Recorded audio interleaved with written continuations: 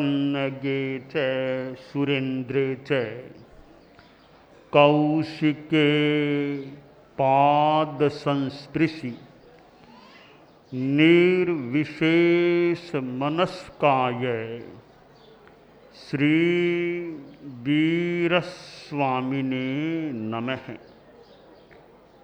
आर्हत वाङ्मय में कहा गया है, चत्तारि परमंगाणि दुल्लहाणीह जंतुनो मानुसत्तम सुई श्रद्धा संजमम्य वीर्यम। शास्त्र में बताया गया है कि चार परम अंग, चार महत्वपूर्ण चीजें प्राणी के लिए दुर्लभ होती हैं, मिलनी मुश्किल होती हैं। उनमें पहली चीज है मानुषत्वम, मनुष्यत्व। मनुष्य जन्म मिलना कठिन होता है। 84 लाख जीव योनियां बताई गई हैं, उनमें मनुष्य जन्म मिलना कठिन है। और कठिन भी है, कुछ महत्वपूर्ण भी है। जो महत्वपूर्ण हो वो मिलना मुश्किल हो तो ही खास बात है। अमहत्वपूर्ण तो न मिले तो न मिले, कोई खास बात नहीं। तो मनुष्य जन्म दुर्लभ है और महत्वपूर्ण है। महत्वपूर्ण क्यों है कि मोक्ष का मानो गेट है, द्वार है। कि मोक्ष में जाना होगा तो इस मनुष्य जीवन से ही होगा।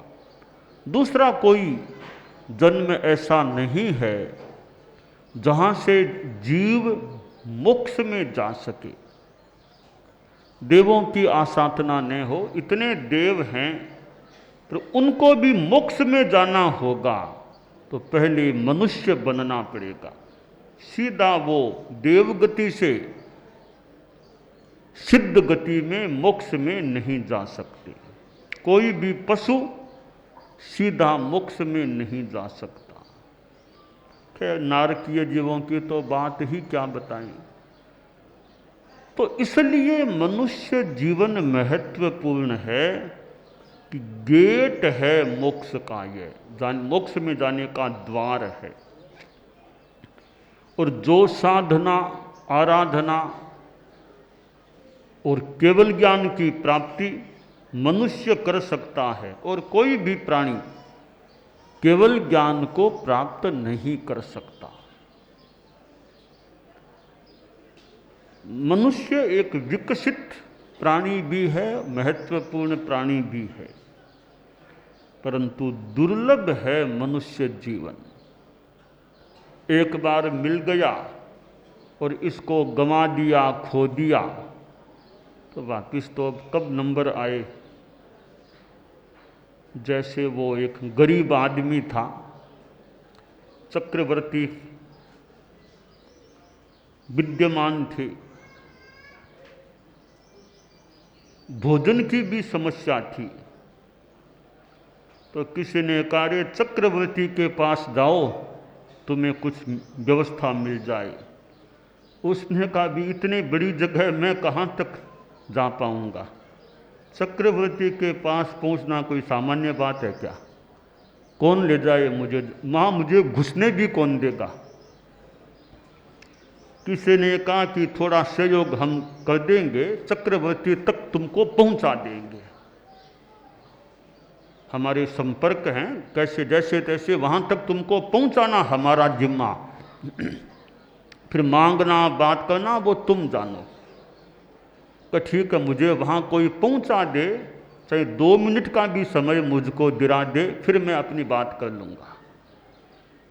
तो कईयों ने सहयोग किया और 2 मिनट का समय चक्रवर्ती का दिलवा दिया गया बात के लिए। तो वो गरीब वहाँ पहुँचा चक्रवर्ती बैठे थे, जो सचिव लोग थे कि महाराज कोई गरीब आदमी है, बहुत भावना थी आपसे मिलने की, इसलिए इसको समय दिया गया है।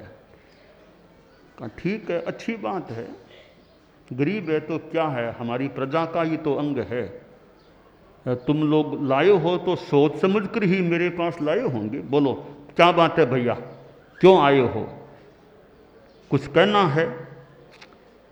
बोला मालिक ज़्यादा बोलना नहीं जानता हूँ, सामान्य से भी नीचे स्तर का आदमी हूँ, गरीब हूँ। एक ही बात है, मैं गरीब हूँ, भोजन की भी समस्या है, खैर मकान भी मेरे पास कोई बढ़िया नहीं, फिर उसकी मांग नहीं करूँगा मैं भोजन की मांग करता हूँ। मेरे लिए आप भोजन की व्यवस्था कर दो, मुझे रोज़ 3 टाइम, सुबह का नाश्ता, मध्याह्न का वो लंच, शाम का डिनर भोजन वो मिल जाए, इतनी व्यवस्था आप मेरी कर दो, जिंदगी भर के लिए आपका आभार मानूंगा, कई जन्मों तक आपका उपकार नहीं भूलूंगा, यह मेरी भावना है। चक्रवर्ती दयालु भी था, कर्तव्यशील भी था। ठीक है, सामान्य सी मांग है। तो चक्रवर्ती ने कहा कि ठीक है, भोजन की व्यवस्था, तुम जो व्यवस्था मांगो भोजन की वो मैं कर दूंगा, जो चाहो सो मांग लो भोजन के बारे में, वो व्यवस्था मैं करने का प्रयास करूंगा, तो हो जाएगी व्यवस्था। तो क्या व्यवस्था मांगते हो? तो उसने कहा कि आप ऐसा आदेश कर दो कि आपकी राजधानी में हजारों घर है, मैं बारी बारी से एक एक घर में जाऊं, रोज एक दिन एक घर में, उस घर में 3 टाइम का मुझे नाश्ता और 2 टाइम का खाना मिल जाए, ये आदेश कर दो, हर घर में मैं जाऊं। ठीक, सचिव से कहा यह आदेश दे दो, निकाल दो कि हर घर में ये व्यक्ति, इसका यह नाम है, ये फोटो है, ये आएगा, जहाँ भी जाए उस घर के परिवार का जिम्मा होगा, उसको नाश्ता करा देना, 2 समय का भोजन कराना उस परिवार का दायित्व होगा, ये हमारी ओर से निर्देश है। आदेश जारी कर दिया गया। चक्रवर्ती ने कहा आज पहला दिन है, आज की बारी तो मेरी मान लो, आज तो मेरी बारी है तुम्हें खाना खिलाने की, कल से अगले अगले घर में जाते रहना। सचिव से कहा इसको अच्छी तरह नाश्ता करवाओ, बाद में 2 टाइम का खाना भी खिलाना, दिन में यहीं रख लो, अपने कमरे में दे दो व्यवस्था, सो जाएगा, आराम करेगा, कुछ पढ़ना चाहिए तो किताब दे दो पढ़ने के लिए। अब उसको खाना नाश्ता मिला, बहुत बढ़िया, बहुत गरिष्ठ, दूध और क्या चीज़ें मिली, लंच में बहुत बढ़िया बढ़िया, शाम को और बढ़िया चीज़ें मिल गई, अच्छी तरह खाना खा लिया, शाम को अपने घर चला गया। अब दूसरे दिन अगले पास वाले घर की बारी, वो घर तो सामान्य सा था, कहाँ चक्रवर्ती का महल और कहाँ वो घर, तो वहाँ गया तो उसको आदेश मिल गया था अभी 3 टाइम की व्यवस्था करनी है। कहा ठीक है सा, तो घर में जो सुबह चाय दूध बनता, टिकड़ा वो खिला दिया, दोपहर में वो फुल्का बाजरे की रोटी छाछी था वो दे दिया, शाम को कड़ी खिचड़ी खिला दी, ऐसा सामान्य भोजन करा दिया। तीसरे रोज फिर अगले घर में गया, वहाँ भी वही खाना मिला। अब इस गरीब ने सोचा रे, कहाँ तो चक्रवर्ती का भोजन, कहाँ यह सामान्य सा खाना, अरे मैं यह भूल क्यों कर बैठा, यह भूल क्यों की मैंने। चक्रवर्ती ने कहा जो चाहो सो मांग लो, भोजन के बारे में जो तुम मांगोगे वो व्यवस्था हो जाएगी। मैं तो यही मांग लेता कि अन्नदाता रोज मैं तो आपका ही पाहुना रहूँगा, रोज आपके यही खाना खाऊंगा, मैं तो यही खाना मिलना चाहिए, तो वो व्यवस्था कर देते। मैंने क्यों यह कहा कि बारी बारी से खाना मिलना चाहिए। अब कल्पना कीजिए हजारों घर है राजधानी में, अब घूमते घूमते घूमते घूमते वापिस कब नंबर आएगा चक्रवर्ती के महल का, कि पता नहीं 5 साल 6 साल 10 साल 20 साल लगेंगे कितने, तब वापिस राउंड में चक्रवर्ती का महल आएगा। कितना दुर्लभ है चक्रवर्ती का वो भोजन मिलना। इसी प्रकार यह मानव जन्म है, एक बार तो मिल गया, उस गरीब को एक दिन तो खाना मिल गया था चक्रवर्ती की, अब आगे नंबर कब आएगा। तो मनुष्य जीवन एक बार तो मिला हुआ है, अब वापिस कब नंबर आएगा। आने को जल्दी भी आ जाए, आशा है कईयों को तो जल्दी मिल जाएगा वापिस मानव जन्म, सबको नहीं भी मिले पता नहीं।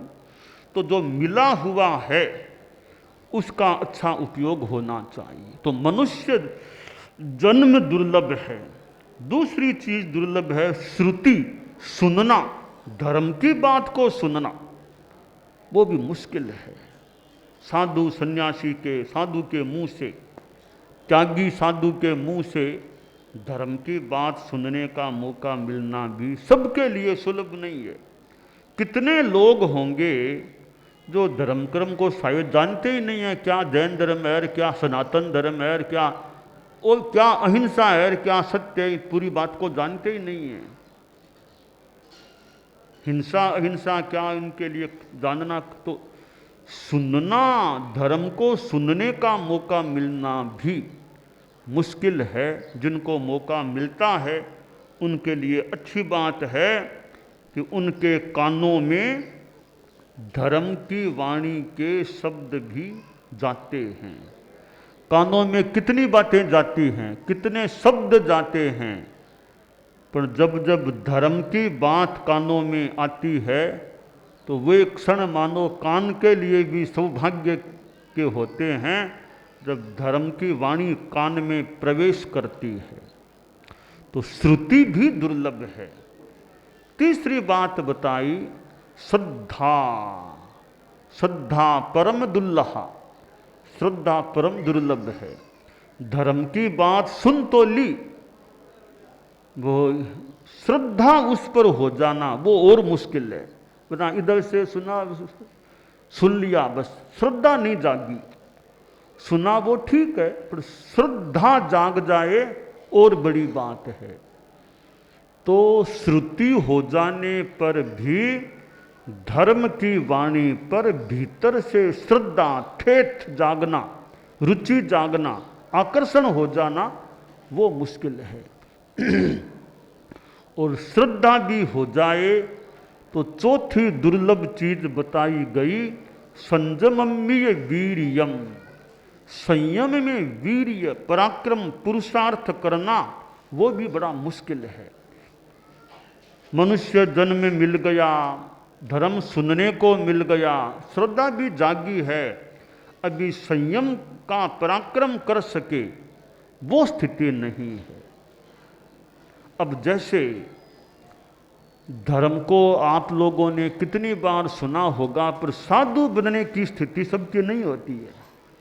जान लिया, सुन लिया, धर्म बहुत अच्छा, रुचि भी है कि साधुपना लेना है, तो मुश्किल बात, हर किसी के बस की बात नहीं है। तो हमारा कोई बैरागी रहा होगा आश्रय, तो वो दीक्षा लेने वाला था, तो लोगों ने कहा अभी तुम बच्चे हो, अभी क्या जानते हो साधुपना, अभी क्या साधु, तुम तो बच्चे हो, अभी क्या जानते हो, बचपन में क्या जानते हो, क्या साधु बनना है, अभी तुम अभी बच्चे हो।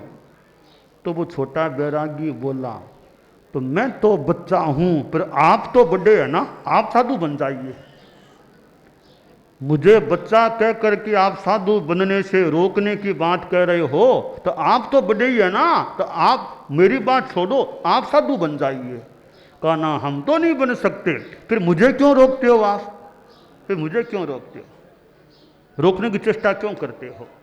तो श्रद्धा होने पर भी पराक्रम, पुरुषार्थ, वीर्य का जागना मुश्किल है कि साधु बन जाऊं, यह शक्ति जागना मुश्किल है।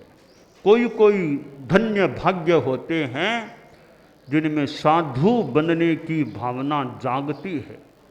परम पूज्य आचार्य तुलसी ने जीवन के 12वें वर्ष में ही जैन मुनि दीक्षा स्वीकार कर ली थी। परम पूज्य आचार्य महाप्रज्ञ जी ने जीवन के 11वें वर्ष में ही मुनि दीक्षा स्वीकार कर, और भी हमारे परम पूज्य कालुगुणी अविवाहित अवस्था में कईयों ने दीक्षा स्वीकार कर ली। तो वो पुरुषार्थ जागना और भी मुश्किल है कि संयम में मैं पराक्रम कर सकूं। तो हमारा मानो कि इतना तो भाग्य है कि हम सभी को, जो मनुष्य हैं, मनुष्य जन्म तो प्राप्त हो गया। जो दुर्लभ चीज है, पहली दुर्लभ चीज है मनुष्य जन्म, वह तो हमें नसीब हो गया और मिल गया। अब दूसरी दुर्लभ चीज है सुई, श्रुति। तो कईयों को सुनने का भी मौका यदा कदा मिलता रहता है, तो वो भी कुछ भाग्य मानो है कि सुनने का भी मौका मिलता है। और तीसरी बात है श्रद्धा। तो कईयों में श्रद्धा की भावना भी है, धर्म के प्रति रुचि है, श्रद्धा है, साधु संतों को वंदन करते हैं, नमस्कार करते हैं, वो श्रद्धा की बात है। अब चौथी बात है कि पराक्रम कितना, संयम में पराक्रम। तो वो कोई कोई साधु बनने के लिए उत्साहित हो जाते हैं, कई श्रावक बन जाते हैं, कोई अनुव्रती बन जाता है। जितना पराक्रम हो सके संयम में, वह करने का प्रयास आदमी को करना चाहिए। और साधु संतों की वाणी सुनना भी अच्छा है। पराक्रम तो होगा, उतना होगा कि नहीं होगा, सुना वो भी ठीक है। कम से कम उतनी देर तो थोड़ी आत्मा संभव है, काफ़ी धर्म के साथ जुड़ जाती है, तो उपदेश का श्रवण करना भी अच्छा है। और साधुओं का दर्शन भी अच्छा है। साधु नाम दर्शनम पुण्यम, साधुओं के दर्शन ही पुण्य होते हैं। और संतों की संगति थोड़ी देर की भी मिले, लंबा समय मिलना बहुत अच्छी बात है। कई बार थोड़ी देर की संगति भी कल्याणकारिणी बन सकती है कि एक घड़ी आधी में पुण्य आध, तुलसी संगत साध की हरे कोटि अपराध। कि एक घड़ी मिल जाए अच्छा, कि उतना नहीं, आधी घड़ी बढ़िया, वो भी नहीं तो पाँव घड़ी का भी समय मिले संतों की संगति का, तो कहा गया कि वो भी कोटि अपराध का हरण करने वाली बन सकती है। तो संत में त्याग भी है, त्याग की महिमा है। और तो मानो विद्वान और भी कोई मिल जाए, विद्वान होना भी अच्छी बात है, पर त्यागी हो तो बहुत बड़ी बात है कि त्यागी भी है, साधु भी, साथ में वो ज्ञान की बात भी बताता है, उसका बड़ा महत्व है।